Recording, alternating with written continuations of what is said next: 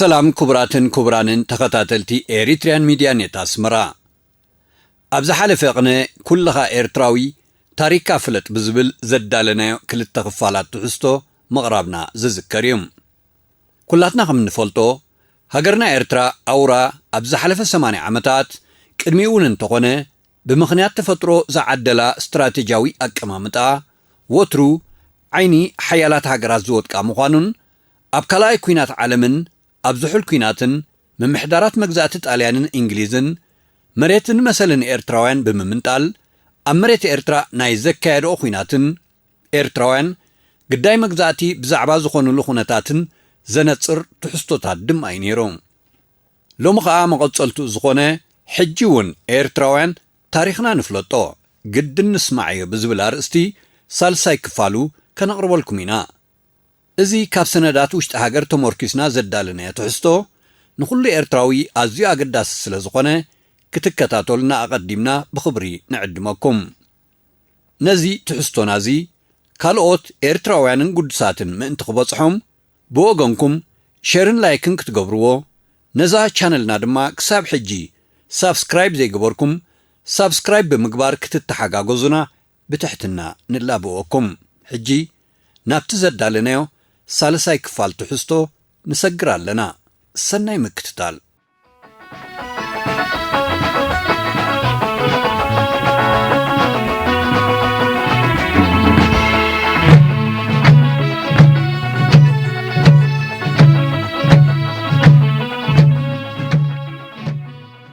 أبز حلف قفال نايز تحستوزي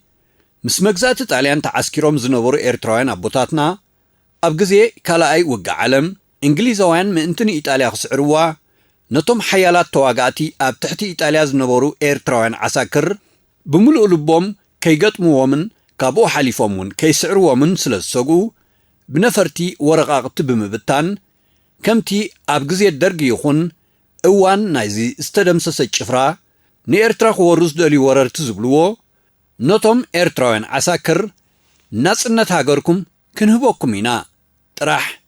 أيتواقونا إيدكم بسلام نابانا بمهاب مسو بمبال غوسغواس كم زكايدون قرهنياتات بشحاز غصرو مكرات تواقعتي إرتراويان عساكر دما حق مسيلوهم نتحسم مجزات طاليان بمرحراح نفسراويت إنجليز إيدوم سلزهابو إنجليز بزن كالن تدفافيو كابا قردت جميرو كساباس مراب بمبصاح نيرترا كوكوص أصرا خمس خالن يخون انبر مجزات إنجليز نيرترا شعو كم كالوت هاجرات أفريقيا ناتسنتا أبكند زهبا من محدارو كم زتغلن تغتاتيل نيو نيرناينا بدحر الزقاء انتاي سعابه اتا بنقوص هاي لسلاسي التمرح زنبرت قربت إرترا زقونت إثيوبيا خا أبي إرترا بخمية مرقز إقرا تفتات النيرا زغطل تغتاتالي تحستونا كمول صيم دحرزا حتصار مسقاقر الدما نلومي قال خفالنا يتحكينا تاريخ أبي إرترا استفتصمه نقرب لكم اللونا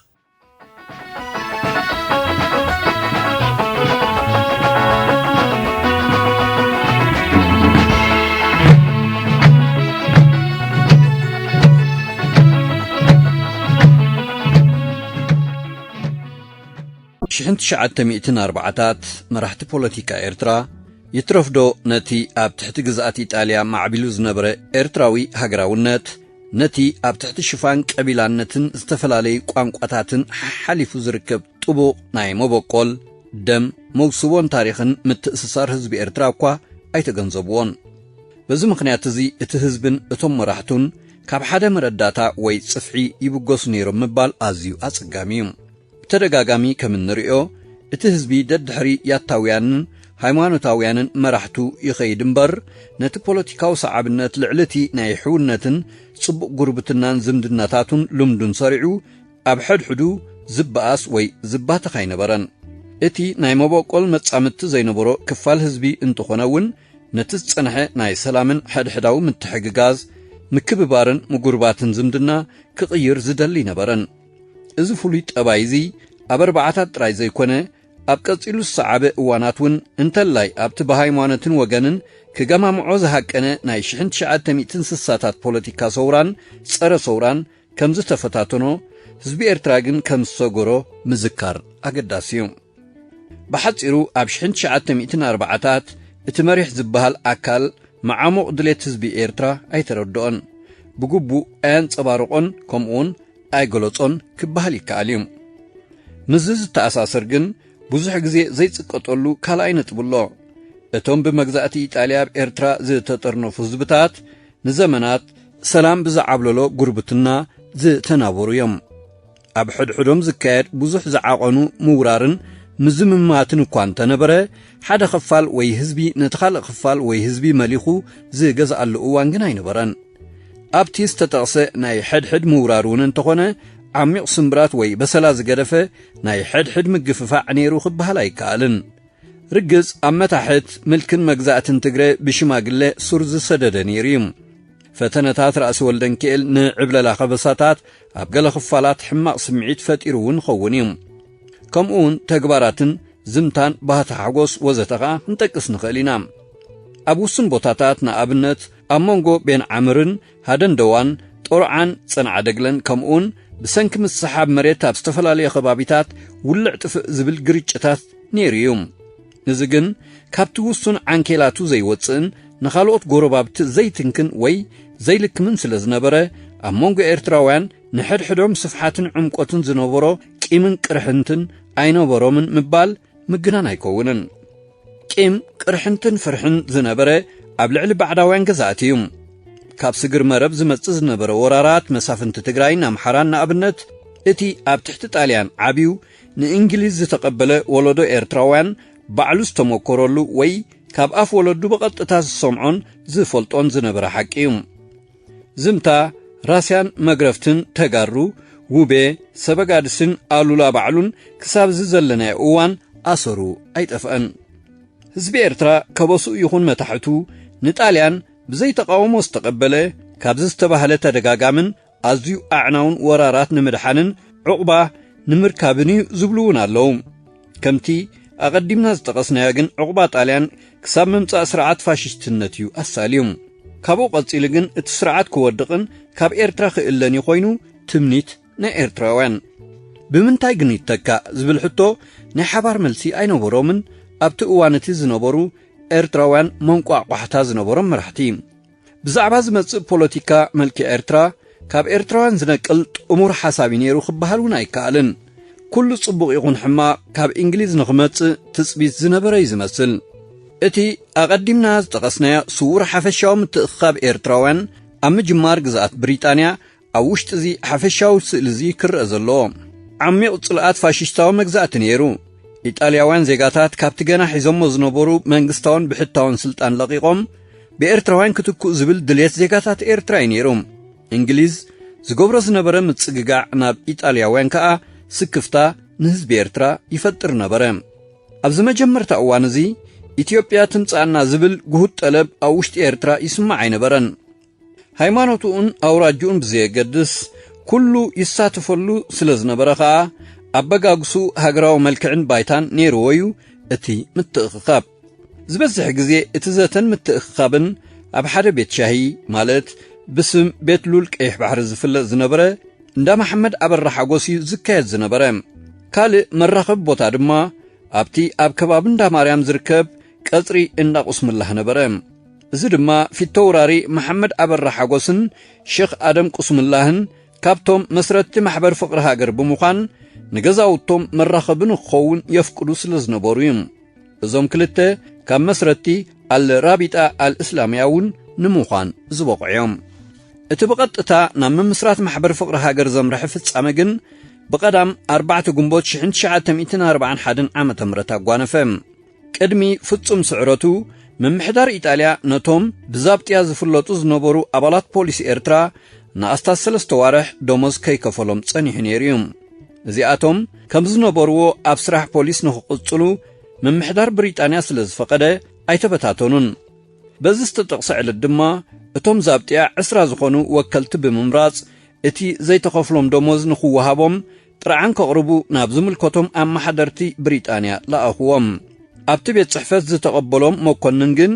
እንግሊዛዊ ዘይኮነስ ኢጣልያዊ ሻምበል ናይ ካራቢኔሪ ዝነበረ እዩ። كم أزمسل حتو كاب إيرتراوين مقرابو سلزي تقبلون سلزحرقون نتي مسؤز نبرة إيطالياوي واتهدر تخصي كخفت أزازمو اتو واتهدر تأزاز فتسمام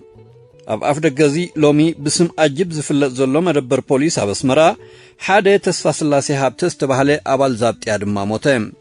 اتوم سترفو تبتاتينم مسحادمو كارابينيري دد حريم بمسعاب نحاد زابطيا أبيت كريستيان كيدان مهرة تاركيبوم كا قتلوهم نزمس غبرو اتوم قتلتي أب كباب بيت كريستيان كيدان مهرة تحابهم حزب تأكيبو أوصي قتلهم دلينيريو جن واتهدرات إنجليز مسيوم أب تحت عقبهم بمقتاو أدحانوهم شعمشت إذن يكرم في الصامي وغل مبقسس لزخونهم اتوم اندابر حقوز اكوبوز نبور زيقاتات مليسوم بمستر بمرخاب محبر كمسرت وصنوم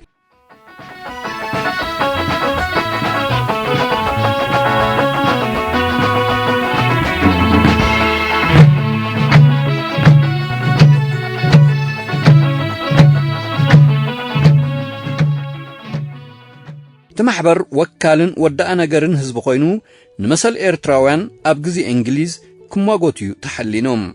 نام محبراو مسلاتن قدياتن مسل سرحن عيون مسل معرنة أبكد محقي كمون نام معك أبسب أو خبر إيرتراوان زازو ومبر بوليتيكاو ميلان بروغرامن حيزوز تل على محبر قناي نبرن زخوانة ني أوراجا هايمانوت يخون كالق وقناو مفلاي زقهادولو متأخبون أي نبرن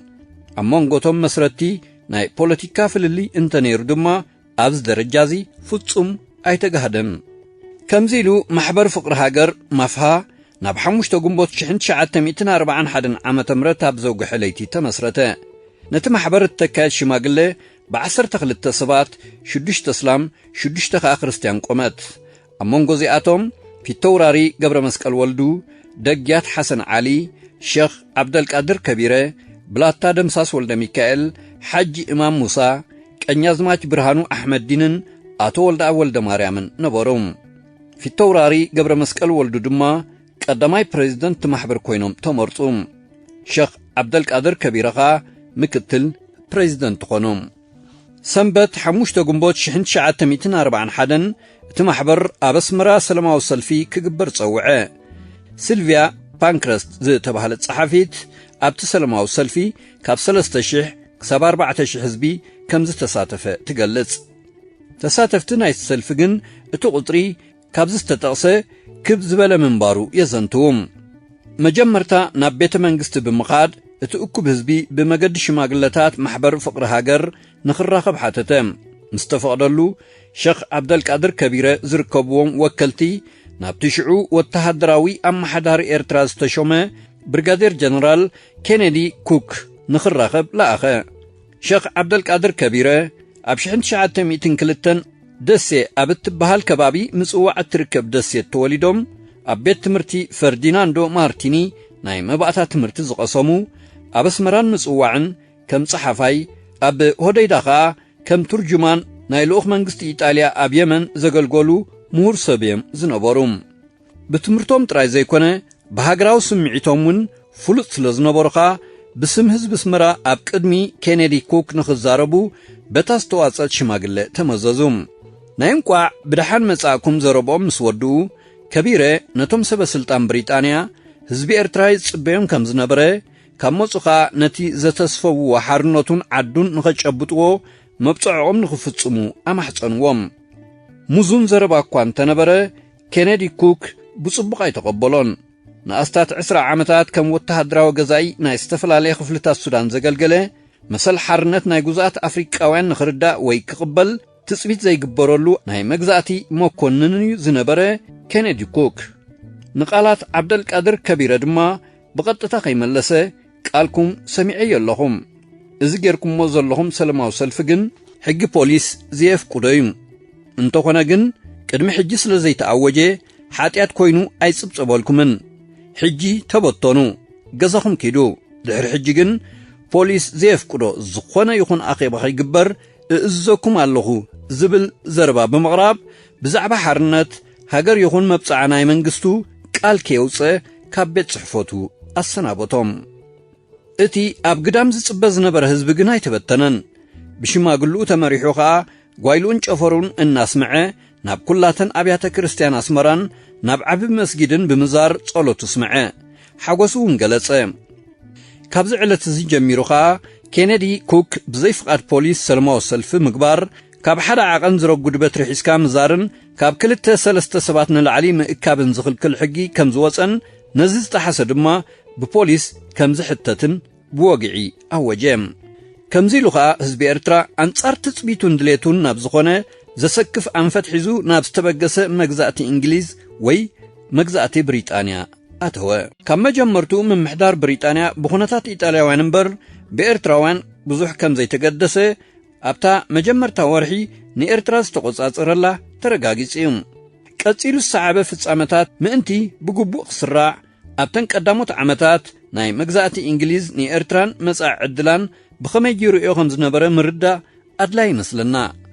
ካብቲ በብግዚኡ ዝፈትሖ ምስጢራዊ ሰነዳቱን ላዕልኻ ነዚ ዘብርህ ምንጪ ኣይርከብን እቲ ኣብ 1942 ዓመተ ምህረት ንብርጋዴር ጀነራል ኬነዲ ኩክ ዝተኮ ወተሃደራዊ ማሕዳሪ ብርጋዴር ስቲቨን ሎንግሊክ ካብ ጥሪ ክሳብ 30 ሰነ 1942 ዓመተ ምህረት ንዝነበረ ናይ ምምሕዳር ተመክሩ ኣብ ዝሃቦ ጸብጻብ ንኤርትራ ከም ሓንቲ ድረቕቲ እቶት ዘይብላ ሃገርን ዝዛረበላ ናይ መግቢ ጠለባ ከም ዘይተማልእ ኣብ ናይ ወፃኢ ዕዳጋታት ተሸይጡ ክህብትማ ዝኽእል ኣቕሓ መሸጣ ከም ዘይብላ ኢጣልያውያን ተኾኑ እውን ብቐጻልነት ብኽሳራ ከም ዝገዝእዋ ድሕሪ ምግላጽ እስትራቴጃዊ ኣቀማምጣ እውን ከይተረፈ ካብ ድኽነት ከድሕና ከም ዘይክእል ይድምድም እቲ ሓድሽ ኣመሓዳሪ ናይ ኤርትራ ብርጋዴር ስቲቨን ሎንግሊክ ንምምሕዳር ብዝምልከት ኣብ መንጎቶም ብባህልን መበቆልን ዝፈላለዩ ኤርትራውያን ናይ ደቀባት ምምሕዳራዊ ስርዓት ክስርቱ ወይ ንኽብ ዝበለ ሓላፍነት ክምልመሉ ዝኽእሉ ባእታታት የለውን ይብል ሎንግሊክ ካብዚ ተበጊሱ ኸዓ ንውሕዳት ኤርትራውያን ከም ደያኑ ናይ ኣብያተ ፍርዲ ደቀባትን ሸሪዓን ክቖጽር እንከሎ ቋንቋ ጣልያን ንዝፈልጡ ድማ ከም ጸሓፍትን ታሕተዎት ናይ መንግስቲ ሰራሕተኛታትን ቆጸሮም ዝተረፈ ስራሕ መንግስቲ ግን ንኢጣልያውያን ዜጋታት ተገድፈ እዚኣቶም ነቲ ቅድሚ ስዕረት መንግስቶም ሒዞምዎ ዝነበሩ ናይ ሓላፍነት ቦታታት ከዓ ቅጸልዎም እንግሊዛውያን መኮንናት ከም ላዕለዎት ተቆጻጸርትን ተዘይኮይኑ ኣብቲ መዓልታዊ መንግስታዊ ስራሓት ዝሰላሰለሉ ዝነበረ ጽፍሕታት ኣይኣተውን እዚ ከም ቀደሙ ናይ ኢጣልያውያን ሕዛእቲ ኾነ ርግጽ ብርክት ዝበሉ ናይ ፋሽስት ኢጣልያ ተደናገጽትን መዕገርገርትን ዝተባህሉ ኢጣልያውያን ተኣሲሮም እዮም ገሊኦም እውን ተባሪሮም ወይ ኣብ ትሕቲ ሓለዋ ኣትዮም ነበሩ ምስቲ ብዓሰርተታት ኣሽሓት ዝቝጸር ብዝሒ ኢጣልያውያን ኣብ ኤርትራ ክርአ እንከሎ ግን እዚ ቁጽሪ እዚ ኣዝዩ ውሕድን ንጽልዎኦም ዘይትንክፍን እዩ ዝነበረ ኤርትራ ብዘይቲ ዝጸንሐ ምምሕዳራዊ መኪና ፋሽስት ኢጣልያ ክትመሓደር ኣይትኽእልንያ ዝብል ኣተሓሳስባ ዓብላሊ ስለ ዝነበረ ሎንግሊክ ከምቲ ዝነበሮ ንኽቕጽል ወሰነን ቀጸሎን ድማ ከምዚ ስለ ዝኾነ ካብ መጀመርታ ምምሕዳር እንግሊዝ ብዛዕባ ፖለቲካዊ ድሌትን ኣተሓሳስባን ኤርትራውያን ኣይተገደሰሉን ንስምዒቶም እውን ኣቓልቦ ይሃቦን ንጣልያን ግን ብዝተፈላለየ ዓይኒ ጠመቶም ብዙሓት ካብኣቶም ስምዒቶም ክብሮቶምን ሓርበኝነቶምን ክሳብ ዘይተተንከፈ ኸዓ ከገልግልዎ ስለ ዝተሰማምዑ ብሜላን ጥንቃቐን ክቐርቦም ወሰነ ኣብቲ እዋን እቲ ኣብ ሰሜን ኣፍሪቃ ብሮሜል ዝምራሕ ሓይልታት ኣክሲስ ግብፂ ገጹ ይደፍእ ስለ ዝነበረ እንግሊዝ ንኤርትራ ከም ደጀኑን ኣድላይ መገጣጠሚ ኣቑሑ ዘስራሓላን ወተሃደራዊ ኣጽዋር ዝጽግነላን መደበሩ ብምግባር ዝሃንጻ ዝነበረ ነቲ ኣብቲ እዋን እቲ ዝነበረ ናይ ኢጣልያ ክእለታዊ ዕዮን ድሉው ምምሕዳርን ከዓ ክጥቀመሉ ወሰነ ስለዚ ንረብሓቶም ኢጣልያውያን ዘይኮነ ንረብሑን ረብሓ ሰብ ኪዳኑን ጽቡቕን ለጋስን ኣታሕዛ ንኽገብረሎም ከም ቀንዲ ሜልኡ ወሰዶም እዚ ይብል እቲ ጀነራል ኣመሓዳሪ ብገለ ሰባት ዝንቀፍ ሜላ እኳ እንተኾነ ኣብ ቀረባ ንዘሎን ድሉውን ዝኾነን ባእታ ምዕቃብን ብኡ ምጥቃምን ኣገዳሲ እዩ ብቖንዱ ኸዓ እቲ ስራሕ ኣብ ኤርትራ ከም ዝኸውን ምግባር ዝደፋፍእ ምኽንያት እዚ ባእታ እዩ ይብል ስለዚ መነባብሮ ኢጣልያውያን ምጥጣሕ ካብ ተቃውሞ ወይ ተጸባእነት ደቀባት ምሕላዎም ወዘተ ዝኣመሰለ ኣተኩሮ ሂቡ ኸዓ ተሰርሓሎም ብስምሕውነት ምስ ኢጣልያውያን ከዓ እንግሊዛውያን በብግዚኡ ምዱብ ርክባት ናይ ጾታ ኩዕሶ ግጥማት ናይ ባህሊ ምርኢታት ወዘተ ይገብሩ ነበሩ ናብ ኤርትራውያን ዝነበረ ኣቀራርባ መንግስቲ እንግሊዝ ዝተፈለየ ዝነበረ ኣብቲ ጸብጻቡ እዚ ጀነራል ከምዚ ይብል ፍርቂ ዘመን መግዛእቲ ኢጣልያ ኤርትራውያን ኢጣልያውያን ብመጠኑ ንኽፈትውዎም ሓሓሊፎምን ንኸኽብርዎም ምሂርዎም እዩ ሕማቕ ኣጋጣሚ ኮይኑ ግን ንሕና ቅድሚ ትሕዞና ንዝኣተናሎም መብፅዓ ከምኡውን ሓውሱ መብፅዓ ክንትግብር ኣይከኣልናን ወይ እውን ኣይደለናን እዚ ኸኣ እቶም ደቀባት ንኸጉረምርሙ ምኽንያት ኮይንዎም እዩ እንተኾነ ግን ኣብ ዝቐረባ ግዜ ቁጠባዊ ኩነታት ተመሓይሹ ስለ ዘሎ ንግዚኡ ኤርትራዊ ጸገማት ይፈጥር የለን ጥራዓናቱ ዝምርምርን ዘይበርሀ ተግባራት ምምሕዳር ንኸረድእ ዝፍትንን ሓደ ናይ ጉዳያት ደቀባት ፖለቲካዊ መኮንን ዝቆጻጸሮ ኤርትራዊ ቤት ምኽሪ ቆይሙሎም እዚ ጽቡቕ ውፅኢት ኣብ ልዕሊ ምርኣዩ ንንጥፈታት ኣቡነ ማርቆስን ሰዓብቱን ይከታተለሎ ብሓፈሽኡ ግን እምነት ኤርትራውያን ነቲ ዝዕወት ወገንን ንበዓል ገንዘብን ክስዕብ እዩ ካብ ካልኦት ኣፍሪቃውያን ዓሌታት ዝያዳ ምእዙዛትን ዝተሓተ ናይ ጎነቕ ዝምባለ ዘለዎምን እዮም ኤርትራውያን ፖለቲካዊ ደረጃኦም ዘይምዕቡል ብምዃኑ ድማ ከነመስግኒ ዝግባአና ክብል ጸብጻቡ ኣብቲ እዋንቲ ኣመሓላለፈ እዚ ኣመሓዳሪ ናይ ኤርትራ ኣብ ግዜ እንግሊዝ ዝነበረ ጀነራል ታሪኽ ዘፍሸሎ ትንቢትን ገምጋም ናይ ሓደ ህዝብን እንተልዩ እዚ እዩ ከም ኩላቶም እንግሊዛውያን መኮንናት ናይቲ እዋንቲ ሎንግሪግ ንሃገራዊ ስምዒት ኣፍሪቃውያን ኣዝዩ ትሑት ግምት ዝህብ ተጣባቂ ምስፍሕፋሕን ሃፀይነትን ብሪጣንያ እዩ ዝነበረ ንዕኡን ከምኡን ኤርትራውያን ጥሙር መንነት ኣይነበሮምን ከም ዝተነጻጸሉ እንተለዓለ ኸኣ ኣብ ደረጃ ቀቢላን ኣውራጃን ዝረኣዩ ኔቲቭስ እዩ ዝርኦም ዝነበረ ምኽንያቱ ገዛእቲ እንግሊዝ ኔቲቭ ክብሉ እንከለዉ ካብ ስልጣነ ኣውሮጳ ዝረሓቐን ዘይርድኦን ክምራሕ እምበር ክመርሕ ዘይክእል ኣብ ድሑር እምነታት ጥሒሉ ግዚኡ ብኾንቱ ዘባኽን ናይ ምምሃርን ምስጓምን ተኽእሎ ዝተሓረሞ ውሉድ ናይቲ ተገዚኡ ዘሎ ሃገር ማለቶም እዩ ዝነበረ ከም ተዓወትቲ መጺኦም መበገሲ ፖለቲካውን ቁጠባውን ሜልኦም ኣብ ክንዲ ንኤርትራውያን ንኢጣልያውያን ምግባሮም እምበኣር ብመንጽርቲ ኣረኣእዮምን ካብ ኢጣልያውያን ክረኽብዎ ዝኽእሉ ንዝነበሩ ናይ ዕዮ ጥበብን ክጥመትን ከሎ ዘገርም ኣይከውንን ግዝኣትን ሃገርን ኢጣልያውያን እምበኣር ሃገር ኤርትራውያን ዝረግጹ ዘለዉ ስለ ዘይመሰሎም እዩ ነዚ ረኣያ እዚ ዘረጋግጽ ሓደ ጭቡጥ ኣብነት ሎንግሪግ ባዕሉ ኣብቲ ጸብጻብ እውን ጽሒፍዎ ነይሩ መንግስቲ እንግሊዝ ብጥንቃቐ ክሕዞምን ናብ ጸጉዑ ክስሕቦምን ኣሎ ካብ ዝበሎም 6 ኤርትራውያን ወይ ዞባዊ መራሕቲ እቶም 5 ኢጣልያውያን ነበሩ ሓደ ኣቡነ ማርቆስ ጥራዮም ካብ ኤርትራውያን ሓዊሶም ንሶምን ብምኽንያት እቲ ግዝኣቲ ኢትዮጵያ ንምዕዳም ዘርእይዎ ዝነበሩ ጉሁድ ምንቅስቓስ ብጥንቃቐ ክትትል ክግበረሎም ይድለ ስለ ዝነበረ እዩ ስለዚ ናይ ኤርትራውያን መጻኢ ዕድሎምን ሕቶን ገዛእቲ እንግሊዝ ዓብ ጉድል ኮነ ትጽቢቶም ህዝቢ ኤርትራ ደድሕር ዝተዓወተን በዓል ገንዘብን ክጎይ ንዝኾነ ብኣቶም ዝተወሰነሉ ነገር ከዓ ብልኡምነት ክቕበል እዩ ዝነበረ ኣብቲ ሰፊሕ ጸብጻቡ እቲ እንግሊዛዊ መሓዳሪ ናይ ኤርትራ ሎንግሪግ ንቁጠባዊ ማሕበራውን ፖለቲካውን ጉዳያት ኤርትራ ኣልዒሉውን ኣስፊሑ ገሊጹ ነይሩ ቀንዲ ኣቓልቡ ኣብተን ኢጣልያውያን ሰፊሮምለን ዝነበሩ ከተማታት ኮይኑ ብዛዕባ እቲ ኣብአን ብመንግስቲ ዝጠፍእ ዝነበረ ወፃእን ካብ ኣብያተ ዕዮታትን ዝርከብ ዝነበረ ኣታውን ኣስፊሑ ይገልጽ ንምምሕዳር ኣውራጃታት ብዝምልከት ግን እቲ ምምሕዳር ይኹን ቁጠባዊ ንጥፈታት ህዝቢ በቲ ናይ ቀደሙ ንኽቕጽልን ንምምሕያሹ ብዙሕ ይጽዓር ከም ዘይነበረን የመልክት ካብ ማሕበራዊ ትንታነን ሜላን ሎንግሪግ መንግስቲ እንግሊዝ ንኹነታት እቲ ዝበዝሕ ህዝቢ ኤርትራ ይግደሰሉ ከም ዘይነበረ ወይ ነቲ ፖለቲካዊ ሜልኡ ክብል ደይመደይሉ ካብ ድኽነትን ቀቢላዊ ግርጭትን ክወፅእ ከም ዘይክእል ገይሩ የቕርቦ ምንባሩ ንርዳእ ብኣንጻር እዚ ከም ተቐዲሙ ዝተጠቕሰ ኩላተን ከተማታት ኤርትራ ብፍላይ ሰንዓፈ ዓዲ ቀይሕ ደቀ ምሓረ ከረን መንደፈራ ሰፈራት ናይ ኣበስመራ ዘይድለዩ ኢጣልያውያን ስለ ዝነበራ ንኸኸትመን መብራህትን ማይን ከእትወለን ግቡእ ምምሕዳራዊ ኣገባብ ክሰርዓለን ይጽዕር ነይሩ ብዛዕባ ዝን ካልእ ንኢንዱስትርያዊ ህዝባዊ ኣገልግሎት ኩነታት ዕዮ ኢጣልያውያንን ኤርትራውያንን ሰራሕተኛት ወዘተ ዝምልከት ዝርዝራትን ሎንግሪግ ኣብ ጸብጻቡ የስፍር እዩ ካብ መጀመርታ ምምሕዳር ብሪጣንያ ንፖለቲካዊ ዕድል ኤርትራ ብመንጽር ረብሑን ረብሓታት ካልኦትን እምበር ብመንጽር ረብሓት ሃገርን ህዝባን ከም ዘይረኣዮ ጠቂስና ያለና ንማለቱ ናይ ኤርትራ መጻይ ኣብ ዋዕላ ሰላም ስለ ዝውሰን ትሕዝትኡ ግዝያውን ናይ መጽናሕን ጥራይ ምንባር እኳ ብተደጋጋሚ እንተገለጸ ውሽጥስ ሓደ ትልሚ አንጻር ኤርትራ ይሕንጸጽ ዝነበረ እቲ ትልሚ ኣብ ኤርትራ ጥራይ ከይተሓጽረ ነቲ መንግስቲ ብሪጣንያ ኣብ መላእ ምብራቕ ኣፍሪቃ ክህልዋ ዝደለ ዝነበረ ቦታ ንምምችቻ ዝሓለነ ይውን ነይሩ ኣብዚ ሓፈሻዊ ትልምዚ እንግሊዝ ንኤርትራ ብዘይካ ከም መዋገይን መጣልዕን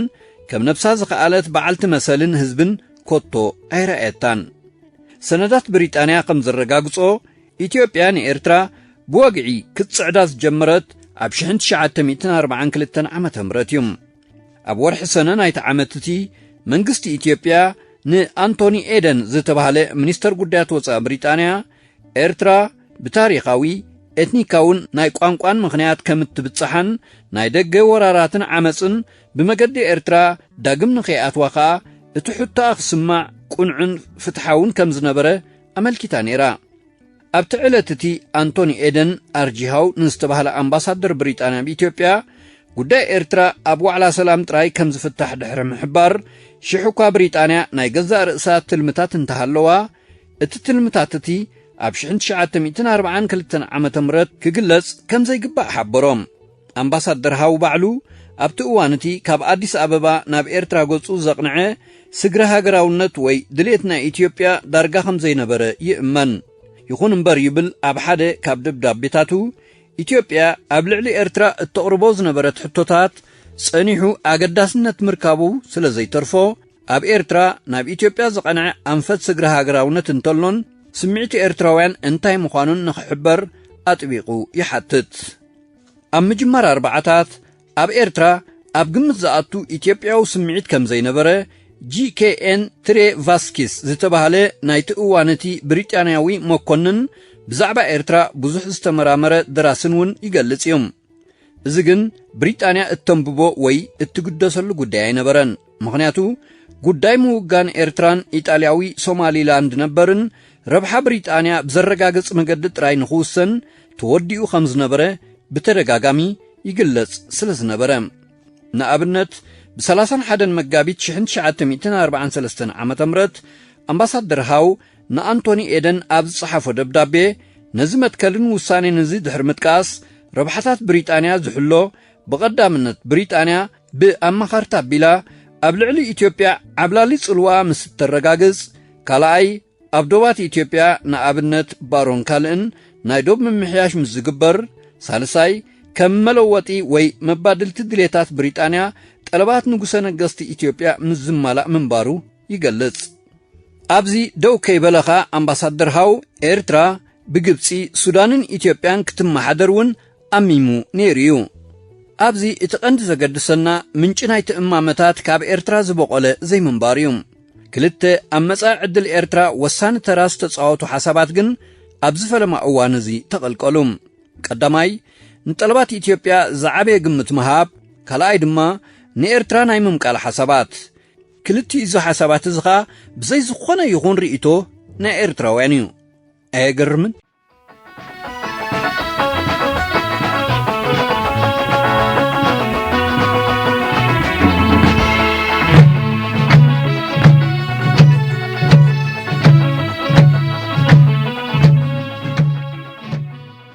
ክቡራትን ክቡራንን ተኸታተልትና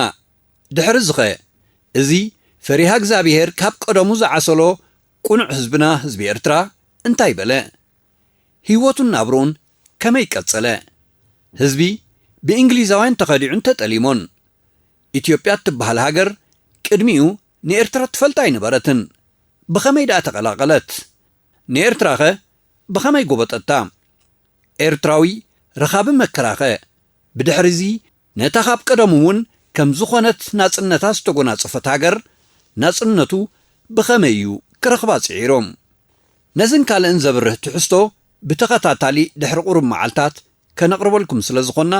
ምክትታልኩም ከገድሰና እዩ ንሎሚ ግን ኣብዚ ይኣኽለና እዚ ዛንታ እዚ ዛንታና ዛንታ ኤርትራውያን ስለ ዝኾነ ድሕሪ ቁሩብ መዓልታት ኣብ እነቕርቦ ራብዓይ ክፋል ትሕዝቶ ተኸታተሉና ነዛ ኤርትራዊትን ሃገራዊትን